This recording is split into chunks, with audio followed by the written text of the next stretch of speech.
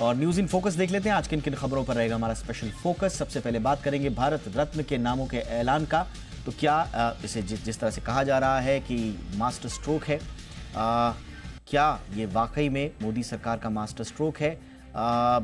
पूरे मोदी सरकार के कार्यकाल में जितने भारत रत्न मिले हैं वो भी आपको बताएंगे आगे, और साथ ही साथ जिन लोगों को आज भारत रत्न का ऐलान हुआ है उसके क्या आगे राजनीतिक मायने निकल सकते हैं, इस पर भी होगी विस्तार से चर्चा। साथ ही साथ बात होगी पाकिस्तान में किसको कमान। पाकिस्तान में जिस तरह से रिजल्ट्स आ रहे हैं, इमरान खान की पार्टी, हालांकि उनके पास कोई चुनाव चिन्ह नहीं था, इमरान खान जेल में है, लेकिन उनकी पार्टी से जुड़े हुए लोगों ने निर्दलीय चुनाव लड़ा था और अब उनके समर्थक लोग जो हैं वो लगातार जीत कर आ रहे हैं। 60 से ज्यादा सीटों पर जीत दर्ज कर चुके हैं। जो कहा जा रहा था नवाज शरीफ की पार्टी आएगी, ऐसा लगता नहीं, क्योंकि वो काफी पीछे हैं फिलहाल जो कैंडिडेट जीत कर आ रहे हैं इमरान खान से समर्थित। पूरा आपको विश्लेषण करके बताएंगे कि पाकिस्तान की राजनीति किस ओर जा रही है। बात होगी अमेरिका की, जहां पर एक नया इन्फेक्शन टेंशन बढ़ा रहा है और कहा यह जा रहा है, अभी जितने भी वहां पर केसेस सामने आए हैं, कहा यह जा रहा है कि ये वो इन्फेक्शन है जिसकी मोर्टालिटी बहुत ज्यादा है, लगभग 60% की मोर्टालिटी है। तो इसका बैकग्राउंड क्या है, किस तरह का इन्फेक्शन है, अब तक कितने केसेस आए हैं और क्यों इसे खतरनाक बताया जा रहा है, और हमारे लिए क्या सबक हो सकते हैं, इस पर होगी आज खास चर्चा। और साथ ही साथ एक बहुत बड़ा ब्रेक थ्रू मेडिकल साइंस को मिला है। कैंसर का एक बहुत बड़ा उपाय मिल गया है। भारत में पहला केस CAR-T सेल थेरेपी से कैंसर फ्री सेल्स जो है एक बॉडी पाई गई, मतलब एक मरीज है जिनके शरीर को कैंसर सेल्स से फ्री कर दिया गया है। तो ये कितना बड़ा ब्रेक थ्रू है, आज हम इसी पर चर्चा करेंगे। मेडिकल साइंस में ये बड़ा मौका, इसका विश्लेषण भी होगा आगे।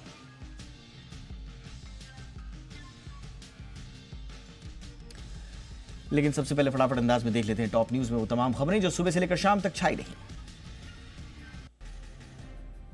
राष्ट्रीय लोकदल के मुखिया और जयंत सिंह के दादा चौधरी चरण सिंह को भारत रत्न पुरस्कार के ऐलान की खबरों के बीच बीजेपी और आरएलडी में गठबंधन भी तय हो गया है, और यह भी तय हो गया है कि आरएलडी एनडीए का हिस्सा बनेगी। गठबंधन के तहत जयंत चौधरी को 2 सीटें मिलेंगी, यानी आरएलडी 2 सीटों पर चुनाव लड़ेगी। बागपत और बिजनौर सीट आरएलडी को मिलेगी। जयंत चौधरी की पार्टी को एक राज्यसभा सीट भी मिलेगी। दोनों दलों के बीच गठबंधन का ऐलान 2 से 3 दिन में बाकायदा हो भी जाएगा।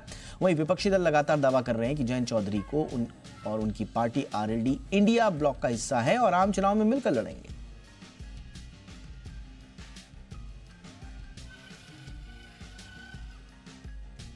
उत्तराखंड के हल्द्वानी में गुरुवार को भड़की हिंसा के बाद सीएम पुष्कर सिंह धामी ने उपद्रवियों को देखते ही गोली मारने के आदेश दे दिए थे। आज सुबह अधिकारियों के साथ हुई हाई लेवल मीटिंग में उन्होंने सख्ती से इस घटना से निपटने के निर्देश दिए हैं। सीएम धामी ने कहा कि सौहार्द और शांति बिगाड़ने वाले किसी भी उपद्रवी को बख्शा नहीं जाएगा। सीएम ने हल्द्वानी के लोगों को शांति व्यवस्था बनाए रखने की अपील की। पुलिस और प्रशासन को सहयोग करने की भी अपील की है। गुरुवार को हिंसा में बनभूलपुरा में 5 लोगों की मौत हो गई थी, जबकि 100 से ज्यादा पुलिसकर्मी घायल हैं। इसके बाद बनभूलपुरा में कर्फ्यू लगा दिया गया है। पूरे इलाके में इंटरनेट सेवाएं भी बंद हैं। वहीं यूपी के बरेली में आईएमसी प्रमुख मौलाना तौकीर रजा खान ने ज्ञानवापी केस में आए फैसले के विरोध में आज सामूहिक गिरफ्तारी और जेल भरो आंदोलन का ऐलान किया। इसके बाद हजारों लोग सड़कों पर उतर आए। इससे पहले तौकीर रजा ने हल्द्वानी हिंसा को लेकर भी विवादित बयान दिया था। हालात देखते हुए इलाके में भारी पुलिस बल तैनात कर दी गई है। पूरा इलाका छावनी में तब्दील है। ड्रोन से निगरानियां चल रही हैं। इलाके में 1000 से ज्यादा पुलिसकर्मियों को तैनात किया गया है।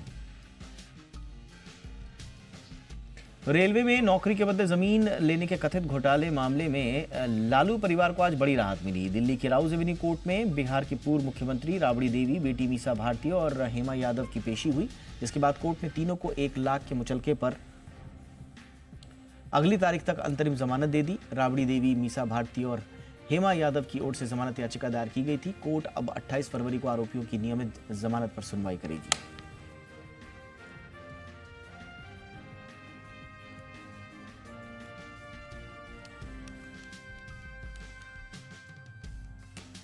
आज संसद भवन के अंदर एक बड़ा शानदार नजारा देखने को मिला जब प्रधानमंत्री नरेंद्र मोदी कैंटीन में पहुंचे और 8 सांसदों के साथ पीएम ने संसद में लंच किया। ये ज्यादातर विपक्षी सांसद थे और इन सांसदों के पास पहुंचते हुए प्रधानमंत्री नरेंद्र मोदी ने कहा कि आइए आपको एक सजा दी जाए, let me give you a punishment. लेकिन उसके बाद एक ये हंसी खुशी वाले अंदाज में उन्होंने कहा, हल्के फुल्के अंदाज में, और उसके बाद उन्होंने 8 सांसदों के साथ कैंटीन में बैठकर लंच भी किया।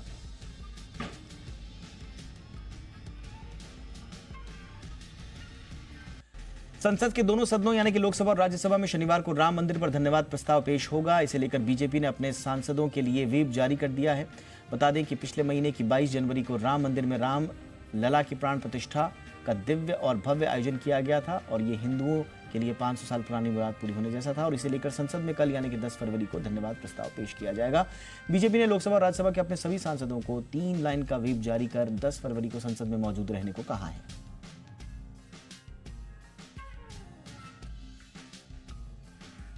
उद्धव गुट के नेता और पूर्व विधायक विनोद घोषालकर के बेटे अभिषेक घोषालकर की हत्या के बाद पुलिस का बड़ा एक्शन सामने आया है। करीब 7 घंटे की घटनास्थल की जांच के बाद पुलिस ने एक पिस्तौल, एक जिंदा कारतूस, सीसीटीवी फुटेज समेत मेहुल नाम के एक शख्स को हिरासत में लिया है, जिससे इस मामले में पूछताछ चल रही है। इस वारदात की वजह सियासी रंजिश बताई जा रही है। गुरुवार शाम अभिषेक घोषालकर को फेसबुक लाइव के दौरान मॉरिस नोरोन्हा ने गोली मार दी थी, जिससे उनकी मौत हो गई। बाद में मॉरिस ने खुद को भी गोली मारकर आत्महत्या कर ली थी।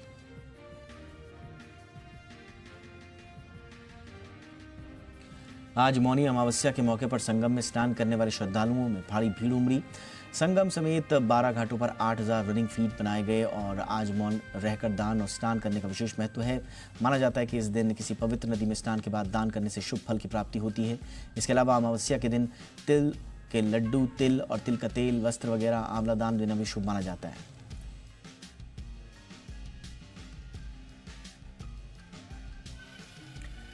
और आइए शुरू करते हैं आज की हमारी कवर स्टोरीज।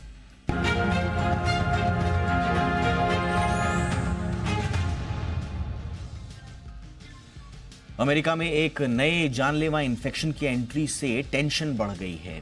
ये है कैंडिडा ऑरिस इन्फेक्शन, जो देश भर में यानी कि अमेरिका में तेजी से बढ़ रहा है। माना जा रहा है कि यह फंगल इन्फेक्शन कोरोना से भी ज्यादा घातक है। विशेषज्ञों की माने तो अगर इस पर काबू नहीं पाया गया तो ये बाकी देशों में भी फैलकर महामारी का रूप ले सकता है। हालांकि अमेरिका में इसका आउटब्रेक अभी सीमित है, लेकिन इसकी मोर्टालिटी को देखकर वहां पर बड़ी चिंताएं हो रही हैं। कहा यह जा रहा है कि इस पर दवाएं भी असर नहीं करती हैं, एंटी फंगल दवाइयां भी इस पर असर नहीं करती हैं। इसीलिए आज हम इस पर चर्चा करेंगे। अमेरिका का यह नया संकट कैसा है, कितना खतरनाक है, भारत को कितनी चिंता करनी चाहिए। पहले आप ये रिपोर्ट देखें, मैं लौट रहा हूं खास मेहमान के साथ।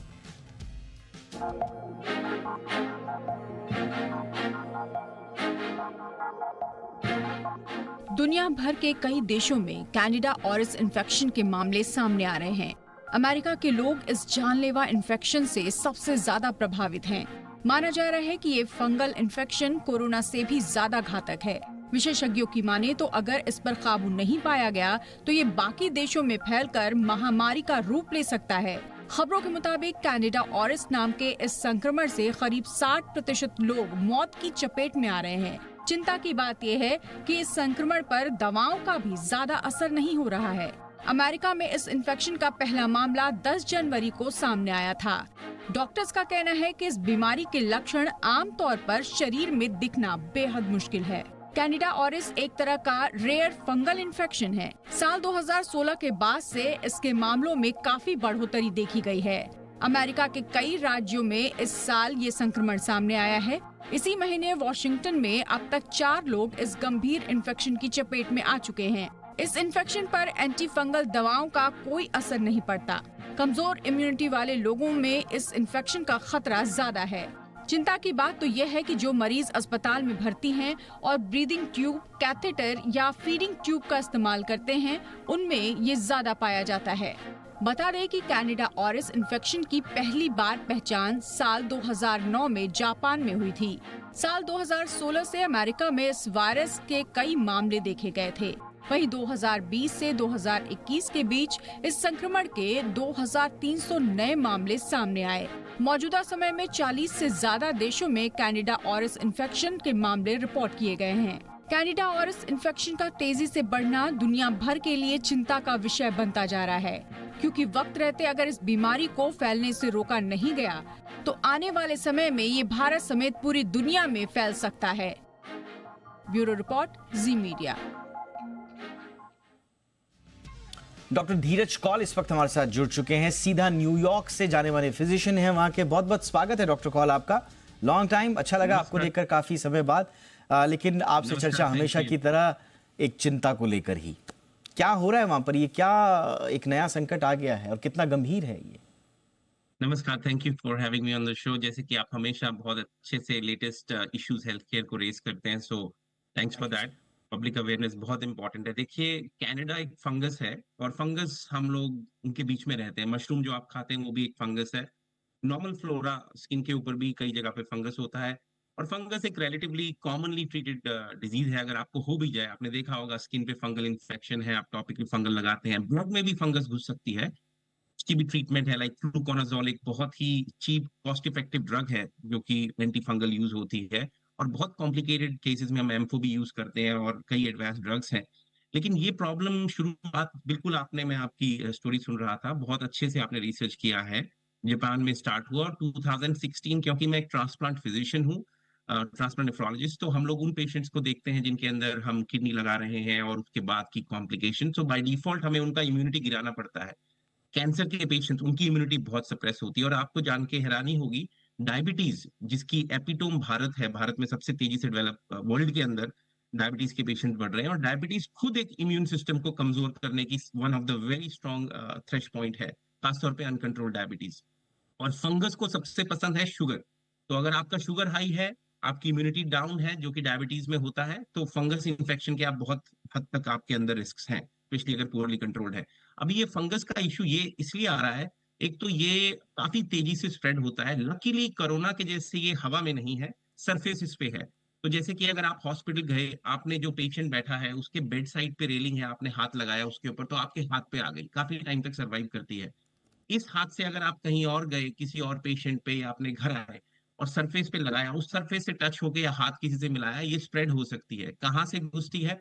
अगर आपके बॉडी में कट्स हैं, अगर आपके अंदर, खासतौर पे हॉस्पिटल्स में जो हम देख रहे हैं, जो बीमार पेशेंट है, अगर आपने उनके अंदर आईवी एक्सेस, आईवी लगा रखा है या कहीं वूंड है, उस पे अगर कांटेक्ट के थ्रू ये फंगस आया तो ये ब्लड स्ट्रीम में घुस जाता है।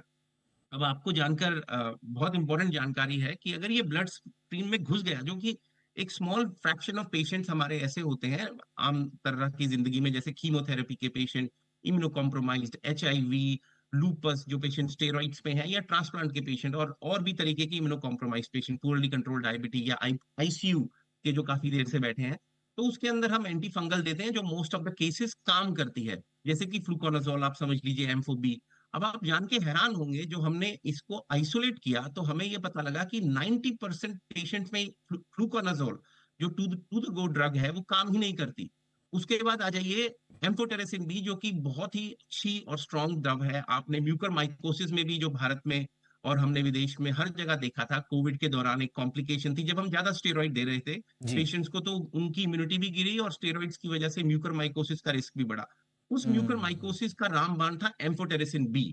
आज की डेट में एम्फोटेरेसिन बी में 30% ऐसे पेशेंट है जिसमें ये काम ही नहीं करती। तो मतलब हर तीसरे आदमी को अगर आप एम्फो देंगे, इसके अंदर काम करना चाहिए, तो नहीं करेगी। डॉक्टर अब कॉल, मुझे प्रॉब्लम याद ये है है कि आप, जब कोरोना चल रहा था, एम्फोटेरिसिन बी की अचानक से शॉर्टेज हो करेक्ट, गई थी। बड़ी सस्ती सी ये करेक्ट, दवा है लेकिन मिल नहीं रही थी।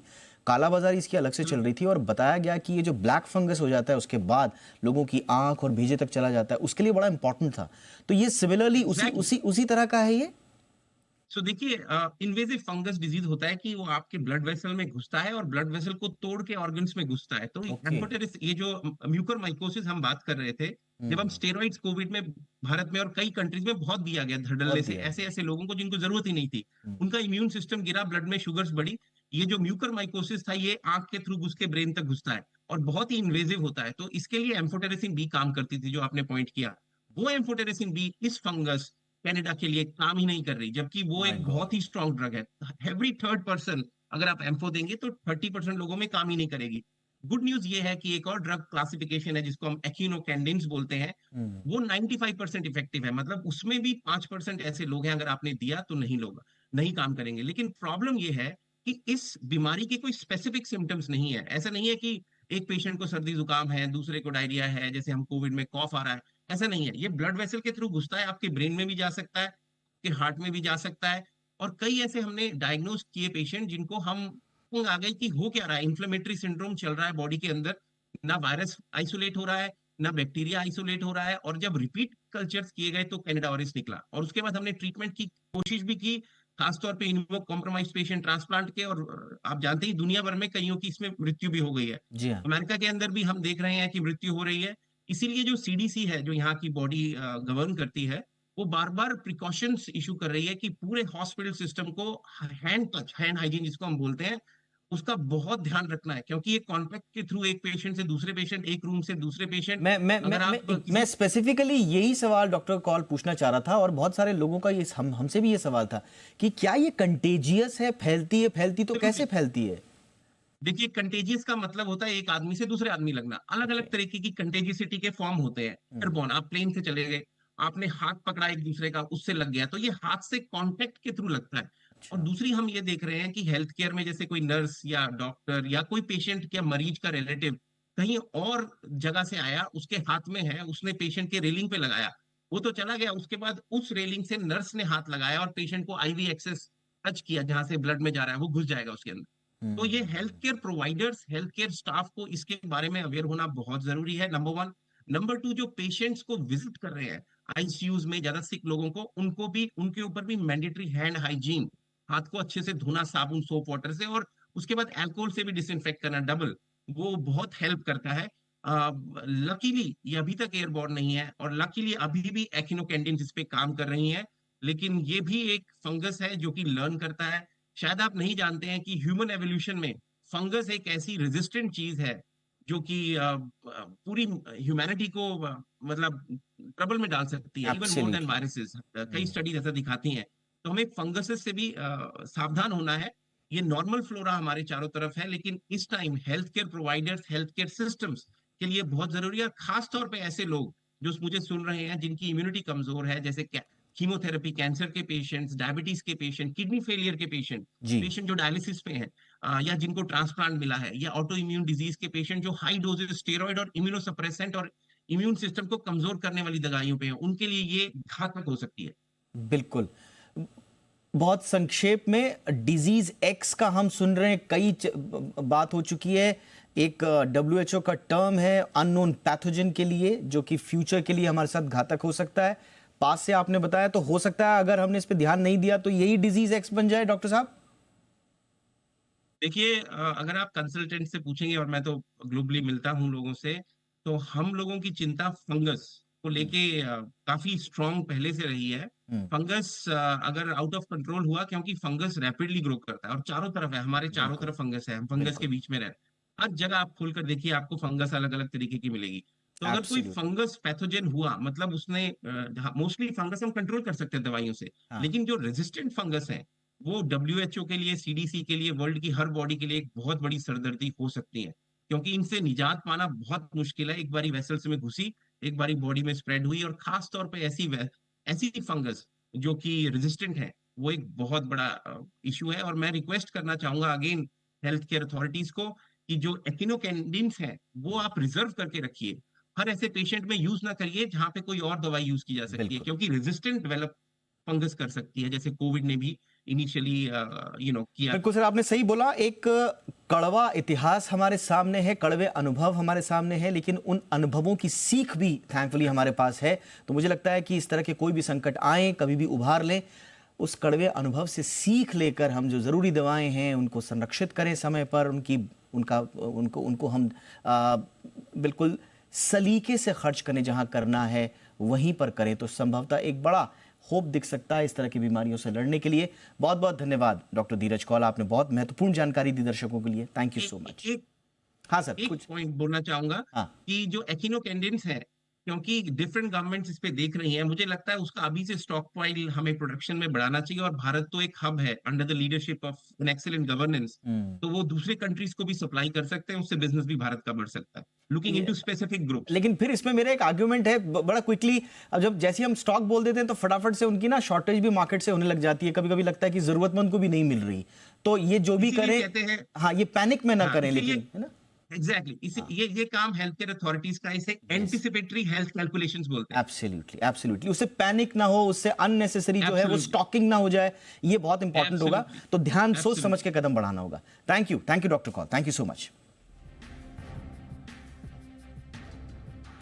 आइए, ये थी हमारी कवर स्टोरी।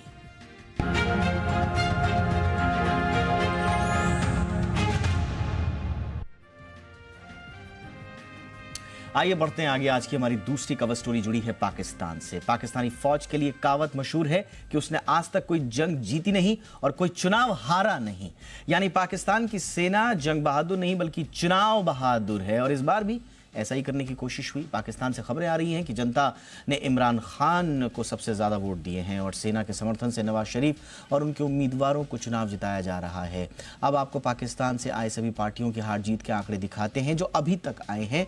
तो पाकिस्तान ने अब तक इमरान खान के समर्थक स्वतंत्र उम्मीदवारों को सबसे ज़्यादा 61 सीटें दी हैं। वहाँ की आवाम ने नवाज शरीफ 43 सीटों के साथ, उनकी जो PMLN है उनकी पार्टी 43 सीटों पर दूसरे नंबर पर है और बिलावल भुट्टो की पार्टी PPP पार्टी जो है वो है 38 सीटों पर। अब तक 265 सीटों में से 149 सीटों के नतीजे आए हैं जिसमें इमरान खान, हालांकि उनके पार्टी का सिंबल जो है वो निरस्त कर दिया गया था, उनको चुनाव लड़ने की इजाज़त नहीं है, लेकिन उनके समर्थक जो उम्मीदवार हैं वो निर्दलीय रहकर चुनाव लड़ रहे थे और उन समर्थकों को अगर टोटल काउंट कर दें तो इसीलिए हम कह रहे हैं कि इमरान खान के समर्थक सबसे आगे चल रहे हैं। पाकिस्तान की नेशनल असेंबली में बहुमत का मैजिक नंबर है 169। अभी तक यहां कोई पहुंचा नहीं है, लेकिन आंकड़े जिस रफ्तार में आगे बढ़ रहे हैं, अगर ट्रैजेक्टरी यही रही तो शायद सबसे बड़े जो लोग होंगे या पावर होगी वो इमरान खान के समर्थक होंगे।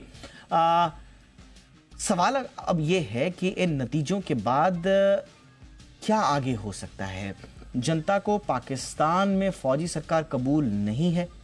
उन्होंने इमरान खान की पार्टी को सबसे ज़्यादा वोट दिए हैं। क्या मायने निकल रहे हैं? सेना के खिलाफ सड़क पर जनता आएगी, राजनीतिक दल डरें तो डरें लेकिन जनता मुकाबला कर रही है, क्या इस तरह की बातें वहाँ पर आ रही हैं? तीसरी बड़ी बात यह है कि पाकिस्तान को आतंकी नेता नहीं चाहिए, उनका अहित करने वाला नेता नहीं चाहिए। ये बात साफ हो गई है क्योंकि आतंकी हाफिज सईद का बेटा तलहा, उसकी ज़बरदस्त हार हुई है। तो एक तरह से उन्होंने आतंक और आतंक की जो सिंबल्स हैं उनको खारिज करने की कोशिश पाकिस्तान की आवाम कम से कम कर रही है। ये समझ में आ रहा है कि पूर्व PM इमरान खान जैसा उनको डिस्काउंट किया जा रहा था कि पूरी तरह से कमर तोड़ दी गई है, उनकी पार्टी को कोलैप्स कर दिया गया है, वन मैन शो थे तो वन मैन को ही आपने अंदर डाल के सब कुछ तोड़ ताड़ दिया, तहस नहस कर दिया, ऐसा नहीं है। कल रात से ही इमरान खान के समर्थक उम्मीदवारों के आगे बढ़ने की खबर आ रही हैं और पाकिस्तान के जनादेश का 5वां संदेश अगर हम देखें तो मुल्क का नवाज बिलावल से भरोसा भी उठ रहा है। इसलिए दोनों को अलग अलग कम जो वोट बैंक है वो मिलता हुआ दिखाई दे रहा है, लेकिन कौन जाने दोनों मिल जाएं, आगे सीट सरकार बना लें, बहुत सारी चीज़ें हो सकती हैं। यहाँ से रहते हुए बहुत कुछ ज़्यादा समझ में आ नहीं रहा है, लेकिन इसीलिए हमने ख़ास मेहमान को बुलाया है। प्रोफेसर संजय भारद्वाज सर को बुलाया है हमने, JNU से, नई दिल्ली से जुड़े हुए हैं। बहुत बहुत स्वागत है सर आपका। सर अभी क्या समझ में आ रहा है पाकिस्तान में, क्या चल रहा है वहां पर और किस तरफ जा रहे हैं रुझान? देखिए, 2-3 बातें साफ है जो मैं पहले भी मैं हर टीवी शो में बात कह रहा हूं कि इमरान खान की जो पॉपुलैरिटी पिछले 4-5 साल में और जिस तरीके से एस्टेब्लिशमेंट सेना ने इमरान खान को पद से हटाया और जिस तरीके से जो अपोजिशन पॉलिटिकल पार्टीज जो PPP और PML साथ में आई जो कि राइवल पॉलिटिकल पार्टीज होती थी, तो ये जो खेल था ये जनता को समझ में आया और जनता को समझ में आया तो इससे जनता का इमरान खान के प्रति सिंपैथी बढ़ा और इमरान खान की जो पॉलिसीज थी, जो चाहे वो आर्थिक पॉलिसी हो या सेना के प्रति जो एस्टेब्लिशमेंट के प्रति जो पॉलिसीज थी उसको निश्चित रूप से उन्होंने उसको जनता के सामने लेके आया। लेकिन 2-3 बातें साफ है और इसका सबसे बड़ा कारण हुआ कि आज जो अभी रिजल्ट्स आ रहे हैं उसमें इमरान खान की जो पार्टी, हालांकि उनके पास सिंबल नहीं है, लेकिन तहरीक इंसाफ सबसे लार्जेस्ट पार्टी के रूप में इमर्ज हुई है। लेकिन ये बात मेरे दूसरा जो एक इसका गणित देखने को मिलता है कि चूंकि नवाज शरीफ को इमरान खान की जगह लाया गया और नवाज शरीफ पे जितने भी केसेस थे उसको रिवोक कर दिया गया, तो यहाँ पर नवाज शरीफ, क्योंकि नवाज शरीफ और सेना के बीच में भी 2018 से पहले टसल हुआ था और उसी की वजह से नवाज शरीफ को हटाया गया था, तो ये बात पक्का है कि नवाज शरीफ पावरफुल लीडर है और वो कभी भी सेना को चैलेंज कर सकता है। तो ये भी बात है कि सेना ने इस तरीके का एक मैनिपुलेशन और इलेक्शंस को मैनिपुलेट किया है कि नवाज शरीफ की सरकार बने, लेकिन एक समर्थित सरकार, एक कॉलिएशन सरकार बने, जैसे कि पहले शहबाज शरीफ की सरकार थी कि पीपीपी और पीएमएल मिलकर सरकार बनाए, इमरान खान को सत्ता से बाहर रखा जाए। इसमें ना बिलावल भुट्टो मजबूत होंगे, ना ही नवाज शरीफ भुट्टो मजबूत होंगे, और दोनों के बीच में कड़ी बनी रहेगी। जो एक नेक्सस पहले इमर्ज हुआ था कि सेना और पीपीपी और पीएमएल के बीच में नेक्सस वो हुआ था, वो नेक्सस कंटिन्यू करता रहे और सेना अपना दबदबा पाकिस्तान की राजनीति में बनाए रख सकता है। लेकिन सर अगर पीटीआई पाकिस्तान की जनता ने ये बात दिखा, अगर ये पीटीआई का फ्रैक्चर्ड जो स्वरूप है, अगर माना ये लार्जेस्ट ग्रुप बनकर अभी, क्योंकि फॉर्मल पार्टी अभी उसे नहीं कहा रहा है, लेकिन पीटीआई माने अगर ये आता भी है और इमरान खान के ऊपर तमाम तरह के रिस्ट्रिक्शंस हैं, 150 से ज्यादा मुकदमे हैं, तो फिर कौन लीड करेगा, कैसे लीड करेगा, क्या करेंगे इमरान, ये कुछ समझ में आ रहा है सर? जी बिल्कुल, एक बहुत बड़ा, ये बिल्कुल आपने एक उचित सवाल उठाया है कि जब आप ऑर्गेनाइज्ड और एक पार्टी के जो आपके अपने आपके जो ऑब्लिगेशंस नहीं हो और पॉलिटिकल ऑब्लिगेशंस नहीं हो, पार्टी के रूल रेगुलेशंस में अगर के फ्रेमवर्क में नहीं काम करते हैं, तो एक पॉसिबिलिटी बनती है कि ये जो इंडिपेंडेंट कैंडिडेट जो जीते हैं, ये इनको सेना या पीपीपी या पीएमएल तोड़ने का प्रयास कर सकता है, अपने साथ लेने का प्रयास कर सकता है। ये एक संभावनाएं बनती है। तो निश्चित रूप से एक चैलेंजिंग टास्क है जो इमरान खान के सामने पहले भी एक ये चैलेंजिंग टास्क था, अभी भी एक चैलेंजिंग टास्क है कि कैसे इन सब जो इंडिपेंडेंट कैंडिडेट जीत रहे हैं, जो तहरीक-ए-इंसाफ के काडर हैं लेकिन इंडिपेंडेंट है, इनको कैसे एक ऑर्गेनाइज्ड वे में रखा जाए और एक कैसे स्ट्रॉन्ग अपोजिशन पाकिस्तान में दिया जाए। एक मेरा आखिरी सवाल रहेगा सर इमरान खान के साथ, और ये कैसे, ये आपने बड़ी मार्के की बात बोली, सर, क्योंकि एक ऑर्गेनाइज्ड कोई स्ट्रक्चर अब रहा नहीं, इसलिए जो निर्दलीय जीत कर भी आ रहे हैं पीटीआई समर्थित, उनके पास हमेशा एक ऑप्शन रहेगा कि वो बिलावल भुट्टो या फिर नवाज शरीफ के साथ चले जाएं। लेकिन ऐसे में एक जो कॉम्बिनेशन बच रहा है, बिलावल भुट्टो और नवाज शरीफ, दोनों के साथ आने की संभावनाएं कितनी देख रहे हैं आप? देखिए, ये बात मान के चलिए कि इमरान खान जो कि जिसकी पॉपुलैरिटी आज के दिन पाकिस्तान में उन्होंने अपने आप को साबित कर दिया, एक लार्जेस्ट पार्टी के रूप में इमर्ज हुए, तो निश्चित रूप से बिलावल भुट्टो और नवाज शरीफ इमरान खान को पाकिस्तान की राजनीति से अलग रखने के लिए, उनके दबदबे को कम करने के लिए साथ आना उनके लिए मजबूरी होगा। और जो ये एक कन्वर्जन ऑफ इंटरेस्ट होगा पीपीपी और पीएमएल के बीच में, वो उनको दोनों को साथ रखने के लिए वही चीज रिपीट होगा जो 2022 में और 23 में जब इमरान खान को हटाने के लिए वो दोनों साथ में आए थे, जो कि आर्क राइवल है इनके हिस्टोरिकली ट्रेडिशनली राइवल रहा है। पीएमएल जब नवाज शरीफ के लीडरशिप में था और पीपीपी जब बेनजीर भुट्टो की लीडरशिप में थे, तब से इनके बीच में दोनों ही अल्टरनेटिवली सत्ता में अपनी दावेदारी ठोकते थे। लेकिन ये दोनों पार्टी साथ आई क्योंकि एक तीसरा जो एक मजबूत एक पार्टी खड़ी हुई, तहरीक-ए-इंसाफ,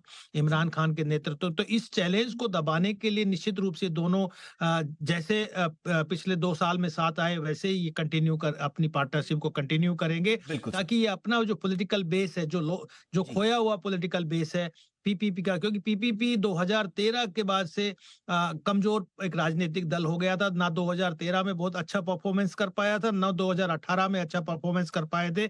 तो अब उनको अपना ग्राउंड बनाने के लिए, सत्ता में रहने के लिए, अपनी पॉलिटिकल कॉन्स्टिट्यूएंसी को कल्टीवेट करने का उनको अपॉर्चुनिटी मिलेगा। तो निश्चित रूप से पीएमएल को समर्थन देंगे। और सेना भी यही चाहती है कि नवाज शरीफ को एक कमजोर प्रधानमंत्री के रूप में साबित करे और बिलावल भुट्टो से समर्थन लेके और सेना अपने हिसाब से पाकिस्तान में यानी कि लोकतंत्र के जो फूल, जी सर, और मुझे लगता है इसी डायरेक्शन में ये इलेक्शन को जा रहे हैं। यानी कि पाकिस्तान में, जैसा हम कह भी रहे थे पहले कि पाकिस्तान में, जी सर, पाकिस्तान में लोकतंत्र के फूल तो खिलते हुए नजर आ रहे हैं। चुनाव हुए, इसमें कोई शक नहीं, लेकिन ये फूल कागजी भी साबित हो सकते हैं।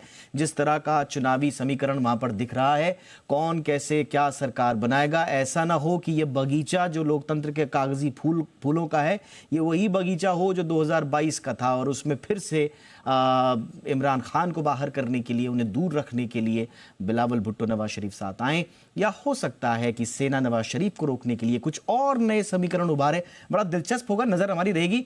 बहुत बहुत धन्यवाद भारद्वाज सर, आपने वक्त निकाला हमारे लिए, हमारे दर्शकों के लिए। नमस्कार। इसकी हमारी एक और कवर स्टोरी, प्रधानमंत्री नरेंद्र मोदी ने भारत रत्न इस बार जिनके नाम का ऐलान हुआ है उन्हें बधाई दी है और तब से ही राजनीतिक हलकों में ये बात गूंजने लगी है कि क्या एक पॉलिटिकल मास्टर स्ट्रोक खेला है मोदी सरकार ने। मोदी सरकार ने भारत रत्न का ऐलान किया। 3 बड़े नेताओं को भारत रत्न का ऐलान किया गया है। जाटलैंड के बड़े नेता और पूर्व प्रधानमंत्री चौधरी चरण सिंह को भारत रत्न का सम्मान देने का ऐलान हुआ है, नंबर 1। नंबर 2, पूर्व प्रधानमंत्री नरसिम्हा राव को भी भारत रत्न दिया जाएगा और साथ ही साथ ग्रीन रेवोल्यूशन के, हरित क्रांति के जनक डॉक्टर MS स्वामीनाथन को भी भारत रत्न का ऐलान किया गया है।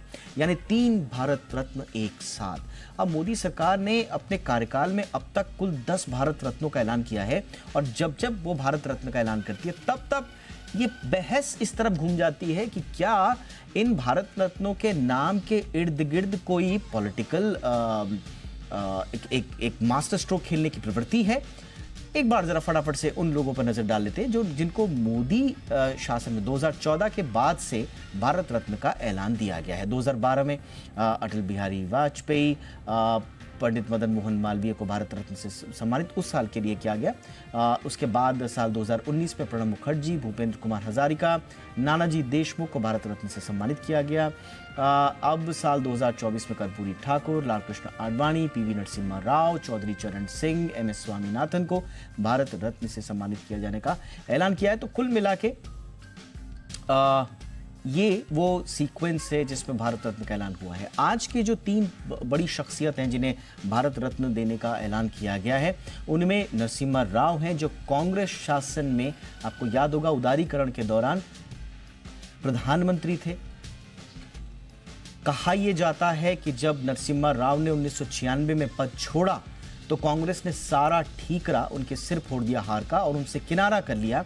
यहां तक कि जब उनका निधन हुआ तो 24 अकबर रोड यानी कि कांग्रेस मुख्यालय में उनका शव तक नहीं आने दिया गया। इस तरह की बातें होती हैं। प्रधानमंत्री नरेंद्र मोदी 2014 में जब आए तो तब से ही वो PV नरसिम्हा राव के बारे में बात करते रहे हैं, उनको लेकर कांग्रेस को घेरते रहे हैं। एक सॉफ्ट कॉर्नर कहा जाए तो प्रधानमंत्री नरेंद्र मोदी का PV नरसिम्हा राव पर रहा है। इसके अलावा चौधरी चरण सिंह देश के पूर्व प्रधानमंत्री और जाटलैंड के बड़े नेता, यूपी से लेकर पंजाब तक के जाटों के बीच में बड़े प्रसिद्ध नेता, बड़े सम्मानीय नेता, किसानों के मसीहा कहे जाने वाले नेता, उन्हें भारत रत्न का सम्मान देने की घोषणा के साथ साथ कहा यह जा रहा है कि पॉलिटिकली बीजेपी ने जाटलैंड की पॉलिटिक्स को साधने की कोशिश की है और जयंत चौधरी संभवतः एनडीए में इस फैसले के बाद शामिल होने में अब देर नहीं लगाएंगे।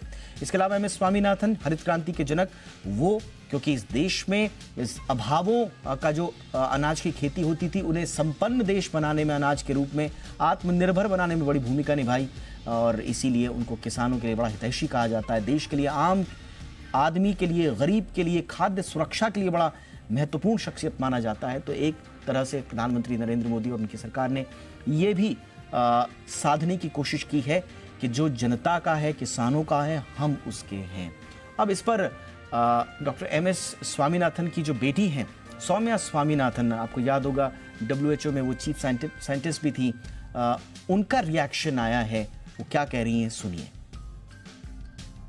So naturally, I feel very proud and very happy that my father's work has been recognized by the highest civilian honor in India. Bharat Ratna is the highest honor that you can give, and he has been recognized for his lifetime of contributions, of course, to agriculture, but more important to farmers' welfare.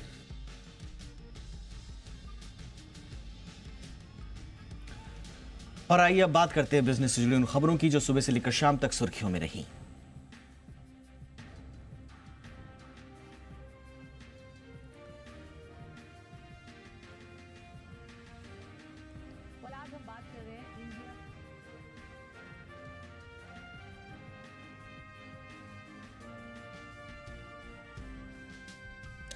Global technology brands का distribution देखने वाली company राशि peripherals का IPO आज 59 गुना से ज्यादा भरकर बंद हुआ। कंपनी आईपीओ के जरिए 600 करोड़ रुपए जुटाना चाहती है। आईपीओ का प्राइस बैंड 295 रुपए से 311 रुपए प्रति शेयर रखा गया है। कंपनी का प्रमोटर बैकग्राउंड काफी मजबूत है। अधिकतर प्रोडक्ट्स में कंपनी मार्केट लीडर है। जी बिजनेस के मैनेजिंग एडिटर अनिल सिंघवी ने छोटे लिस्टिंग गेन और लंबी अवधि के लिए पैसे लगाने की राय दी है।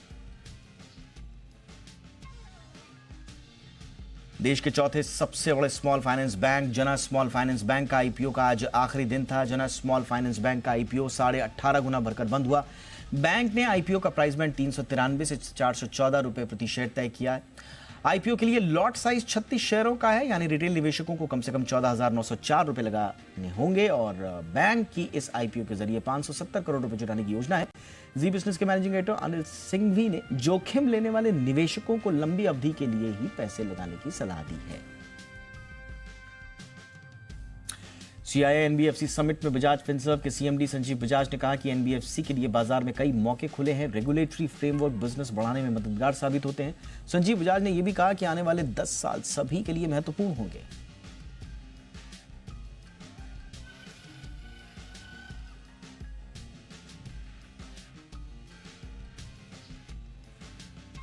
संसद में आज बजट सत्र के दौरान श्वेत पत्र पर गर्मा गर्म बहस हुई। चर्चा की शुरुआत करते हुए वित्त मंत्री निर्मला सीतारमण ने कहा कि एनडीए सरकार ने देश को पहले रखा, नेशन फर्स्ट। लेकिन यूपीए काल में देश में एक के बाद एक स्कैंडल्स होते रहे। अर्थव्यवस्था की हालत जो थी वो अब आपके सामने है। विपक्ष में अगर साहस है तो वो इस चर्चा में सही तरीके से हिस्सा क्यों नहीं ले रहा, ये उन्होंने सवाल उठाए। विपक्ष में सुनने की अगर ताकत है तो फिर वो उस तरह का एटीट्यूड दिखाए। इस तरह की बातें आज निर्मला सीतारमण करती नजर आई। विपक्ष पर पूरी तरह से तंज कसती हुई नजर आई। एक जिम्मेदार गवर्नमेंट के नाते आने वाले पीढ़ियों को इतने गहरा सिचुएशन से अब भारत देश में इस कगार के पर पहुंचे हैं, तो बहुत मेहनत हुआ इस 10 कार्यकाल में, 10 साल में, उसका विश्लेषण है व्हाइट पेपर में। और अब से लेकर के 2047 में विकसित भारत बनाने वाले हम होंगे। और यूपीए सरकार की कोयला नीति बनाम एनडीए सरकार की कोयला नीति पर भी तंज कसते हुए निर्मला सीतारमण ने क्या कहा, ये सुनते हैं। आज ये हमको क्रोनी कैपिटलिज्म पे ज्ञान देते हैं, क्रोनी कैपिटलिज्म के ऊपर ये ज्ञान देते हैं। हमें ये भी सोचना चाहिए सर, आपने कोयला को राख बनाया, जो कोयला भारत देश में है उसको राख बनाया। हमने अपने नीतियों के तप से, हमने अपनी नीतियों के तप से कोयले को हीरा बना दिया।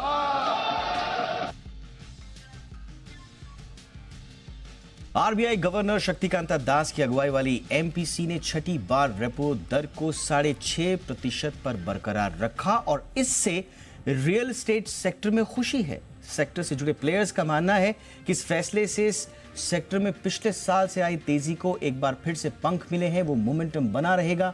जानकार मान रहे हैं कि यह फैसला डेवलपर्स के साथ साथ होम बायर्स के लिए भी राहत भरी खबर है। आइए क्या सुनते हैं, क्या कहना है रियल एस्टेट सेक्टर का। आरबीआई का रिपो रेट एंड अनचेंज रखना होम बायर्स के लिए बहुत ही अच्छी गुड न्यूज़ है और डिमांड आगे वॉल्यूम मेंटेन रखने के लिए इससे होम बायर को और कॉन्फिडेंस आता है कि आगे जाते हुए 2024 में भी जो 2023 का मोमेंटम था एंड जो बिक्री हुई है इस इंडस्ट्री एंड इस सेक्टर में वो आगे बनी रहेगी। Consumer sentiment in the real estate sector as of now is quite positive. The market is quite buoyant. We are seeing new launches happening across markets. मैं बड़ा पॉजिटिव हूँ कि एंड शुक्रगुजार हूँ आरबीआई का कि ये हमारी सेक्टर को बढ़ोतरी दे रहे हैं। इससे हमारी जीडीपी की भी बढ़ोतरी होगी। थैंक यू एंड ये बहुत बढ़िया न्यूज़ है रियल एस्टेट के लिए। कारोबारी हफ्ते के आखिरी दिन बाजार में तगड़ा एक्शन देखने को मिला। बाजार के प्रमुख इंडेक्स शुरुआत के बाद टूटे लेकिन अंत में बाजार बढ़त के साथ बंद हुए। सेंसेक्स 167 अंक चढ़कर 71,595 के स्तर पर क्लोज हुआ। वहीं निफ्टी 64 अंक चढ़कर 21,782 के स्तर पर पहुंचा, जबकि बैंक निफ्टी 622 अंक उछलकर बंद हुआ। बाजार को बैंकिंग सेक्टर से जोश मिला, साथ ही एफएमसीजी और फाइनेंशियल सेक्टर में भी खरीदारी हुई, जबकि ऑटो और मेटल सेक्टर में बिकवाली हुई।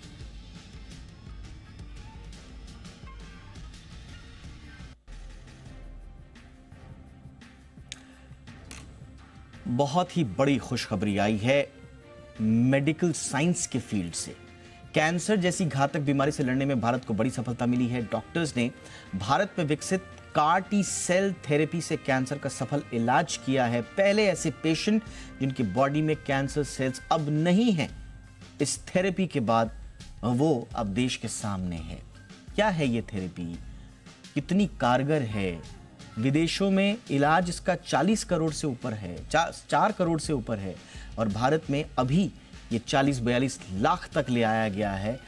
कहा यह जा रहा है कि जैसे जैसे इसका विस्तार होगा ये और सस्ती होगी और अफोर्डेबल होगी। तो क्या है ये महत्वपूर्ण उपलब्धि मेडिकल साइंस में कैंसर से निपटने में, देखिए इस रिपोर्ट में।